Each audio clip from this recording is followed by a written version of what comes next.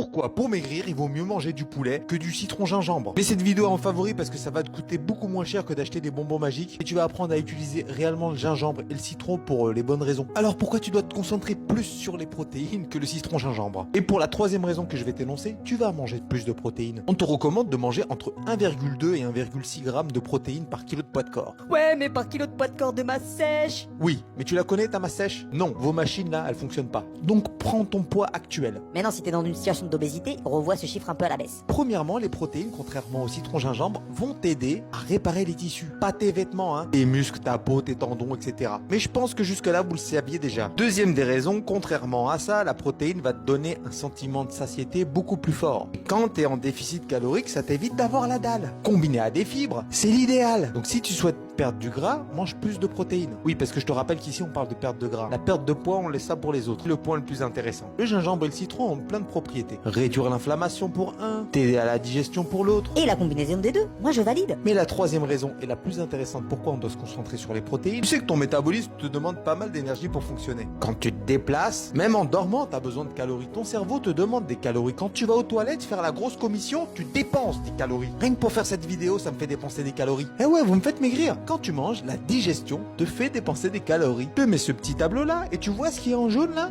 C'est le Thermic Effect of Meals. T'as vu mon anglais? Et figure-toi, ce qui dépense le plus de calories à être digéré, ce sont les protéines. Ils se placent au rang number one, que ce soit des protéines animales ou végétales. Pour te donner un ordre d'idée, pour assimiler 1000 calories de protéines, ton métabolisme va utiliser entre 200 et 300 calories, juste pour digérer la viande. Donc voilà, si t'es resté jusqu'au bout, mets-moi un petit poulet en commentaire. Allez, à bientôt. Et mange tes protéines.